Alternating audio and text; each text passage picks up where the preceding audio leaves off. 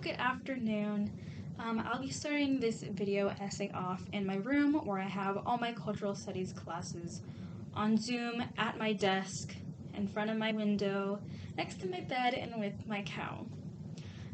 Just as an interesting personal note, I'll be uploading this on my YouTube channel, which over the years is slowly becoming a collection of my academic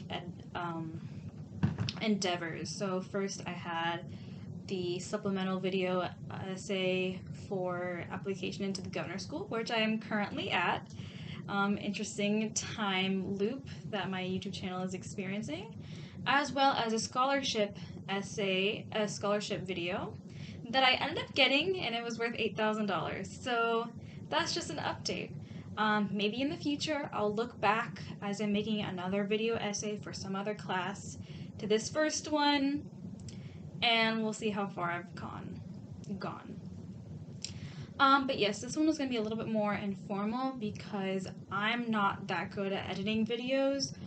All I really know how to do is just take a big long video and splice out the good parts. So let's get into it.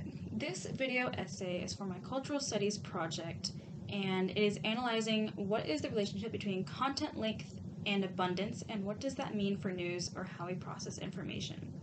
So let's first kind of talk about how we got to where we are. I'm not going to go too far back, but when we were a print society, at least in the Western Hemisphere, whatever, you know, like newspapers, books, that is the type of communication that was used. Then eventually a new wave of technology came, such as the telegraph. And then a little while longer, we waited and there was radio. And then a little bit shorter, there was TV, and so on and so forth. Ever since then, technology has come in waves. And interestingly, as technology develops, new technology gets developed in shorter amounts of time. And with the invention of the internet, it seems to have come in wavelets rather than waves. New forms of communication are coming so fast, so soon, that you almost can't keep up. And so I'm going to start kind of in internet history. So we had blogs where people would just kind of post short written content. This is kind of reminiscent of like the print era. And then we started having memes, and these memes were, just off the top of my head, an old meme I can think of is like the Pepe the Frog meme. The top text, bottom text memes. These are written forms of memes, as well as like running jokes that you would see in like fan forums or whatever.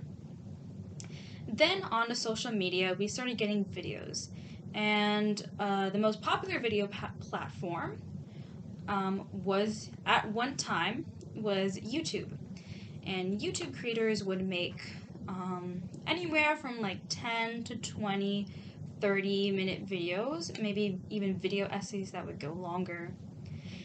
And eventually, in 2016-ish or so, Vine came in. Vine boomed in, you could say. Vine was popular because it was a social media site where you would make 6-second clips. They'll be short and punchy. They're really addicting. I know in my generation, a lot of us will quote vines. That's like a form of communication in a way. Like you would see something funny, and you would quote a vine that might have a similar situation to it. And that would be how you kind of communicate a joke. And then something like Musical.ly came along, which kind of bought out Vine. And then we have TikTok, which I feel like is the mass and culmination of all of it, of everything before. It is quick, it is fast, it is bright, it's loud, it's interesting, and it's super addictive. TikTok is a short form video content that can be super short, and the longer form of videos on the platform are maybe a minute long. Once it kind of gets past that, it's like it's not even worth watching. So why, when we're scrolling TikTok, why is it so addictive? why do these short form contents only engage us for a few seconds? And what does this short form form of communication do for news and how we process information? Because information in the world sometimes just can't be processed that fast. If you're thinking about a crisis happening somewhere in the world, how are you supposed to fit that into 6-second videos?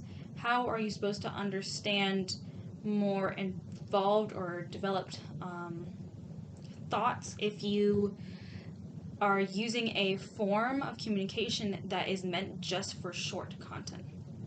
Oh no, the lights are kind of going crazy in the video. Hopefully that is not too distracting. So my method was I essentially tried to find any article pertaining to why content is getting shorter, how shorter content that we consume affects us, or how we understand information, and I tried to find out what this may impact in for real life news or real life events. So my first finding was content is getting shorter for monetary reasons. So the reason why I can think about how Vine and TikTok and Musical.ly and all these things got super popular really fast is because of the way that the videos are, is because the nature of the videos are short. So in business, this is a well-researched, well-understood phenomenon that shorter content essentially reaches further audiences and it's more effective at engaging the audience for whichever product you're trying to advertise. And when you're the platform itself and not necessarily an advertiser on the platform, by having all these short form videos, you will be a more successful platform because you can engage people for longer. So for each app, from YouTube to Twitter to Snapchat, there are optimized video lengths, and the content in such videos are prescribed to be on certain products for certain customers. So a quote-unquote Twitter user might be different than a quote-unquote YouTube customer and such. And so as an effect, because these short-form video contents are more marketable, more advertisable, more companies are putting better money into them, making them eventually more popular because they can buy marketing and they'll get the user base. And as that happens, the effect that the short content has on our brains mentally and physically is kind of a afterthought. So how do these shorter form content videos affect us mentally and physically? There have been multiple studies on how short form video content has affected specifically young people in shortening attention spans and kind of making them more numb. There was a study done that was featured on 60 Minutes. I remember watching it when I was a child, and then as I was researching, I recognized it. I was like, oh wait, this is the one. But essentially, you get, every time you swipe, every time you see a new video, you get new engagement because it's a new form. As I hopefully will put up soon, the graph of the optimized video length and the percent viewers watching is the almost 100% to 3/4 of the people watching that video are most engaged in the first 10% of the video. So every time you swipe, you're going to be keeping engaged each time, and every time you swipe, that engagement, that entertainment value that you get it will kind of give you a dopamine hit. And it does become essentially addictive. And with things that are addictive, when you stop using them, your anxiety levels increase, as this study has said. The study also was kind of looking at, they would get students and sit them in a room and then they would have their phone on the side of them, and they'll be asking questions, interviewing. They said, oh, just don't touch your phone. And then a producer in another room would send them a text, and every time that a student got a text, their anxiety and cortisol levels shot up. And another experiment in the same study, they put students in a room for an hour and said, okay, don't do anything. You're not allowed to like talk, sing, stand up, sit down. Just sit down, don't do anything for an hour, and just like kind of phase out. Students that were frequent phone users reported much level higher rates of anxiety just sitting and doing nothing versus students that didn't use their phone as much and reported that they just kind of like felt okay, just like whatever, like, you know, I'm sitting in a room doing nothing. So social media does in fact have an impact on us mentally and physically. It raises stress levels, it raises anxiety when you're not using it. Not only that, but that's not even considering all of the societal impacts of social media has, such as like body image, whatever. Those are just like completely separate things. But the act of having short form content that is prevalent in social media today is known to increase anxiety. So in one of the YouTube video essays that I watched as preparation for this video, that was done by this girl named Olivia, was talking about how we as an audiovisual society value entertainment. And we value entertainment more than the content of what we're consuming. So this might come as a culmination as politicians are popular because of their witty remarks and not their actual politics. In court cases like violent rape or violent murder cases being televised for others as entertainment. We seek value in what we consume to be entertaining.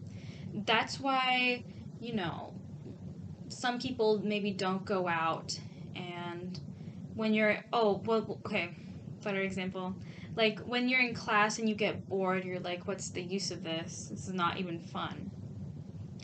And that is kind of a problem in our society that these short form video contents are propagating.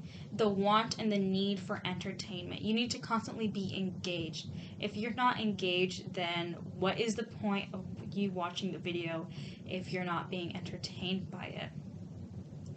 And the problem is once you're getting entertained by it, the way that the form of audiovisual content leaves a lot less to the mind to be questioned. So if you were to read a sentence, you might be able to question the sentence, but if you're seeing something actually happen, your brain will just kind of take it to be true. And this leads to another quote by Olivia, that the most dangerous form of misinformation is the illusion of being informed. And in an audiovisual society with social media, and we see so much content and so much information and so much everything in front of us, some of that is bound to be false, that we're bound to kind of take root in our hearts, or that we'll just believe. And this kind of brings us to my last point, that social media trendifies news. And I think that this is the, I would say the anxiety and attention span part is pretty bad, but I do think that the trendification of news is not that good. And so this kind of relies on the idea that we need information to be entertaining. So when you're watching the news, this is things that are happening in the real world. Sometimes important things are not necessarily entertaining, but when we value entertainment more than actual news, what is that going to do? So nowadays, news is being tailored, through social media, news gets tailored to the person. And now not really everyone has the same news. And so this may be prevalent in one study that they did where they had the Google account of a more conservative person versus a Google count of more of like a left associated person, and they both looked up what's happening in Israel right now. And if you were on the conservative side, you get a lot of pro-Israel, anti-Palestine news, whereas if you were on the left-leaning side, you would get a little bit more questioning of the Israeli government, and so on and so forth. So this is a problem because it can lead you down a loophole. And as for what news we end up all seeing would be what is most popular. But the problem is what becomes popular on social media has nothing to do with the actual content, and this is not social media content, but content in the sense of the value of what is being said in the words, or what is being said or conveyed. So social media has nothing to do with what it's conveying or a specific emotion. It just has to do with the virality of it. So one example was this case study about how news is dependent on social media, or codependent on social media. And it was a German study, and it relayed the story of the Blumenkugel. And this was a 2012 meme in German Twitter where a flower plot in a kind of like a elder home, I forgot how to say that word, but a retirement community fell over, and it was reported on a small news site. This was such an unimportant event. It was literally just a flower pot that broke in a random building, and it got randomly reported on a very small news site. But eventually, the Blumenkugel, or garden pot, gained #1 on German Twitter and #4 worldwide in the height of its popularity. This was such an unimportant something that happened. It was a very unimportant thing that happened, but it got hugely popular, whereas the real news at the time did not get as popular.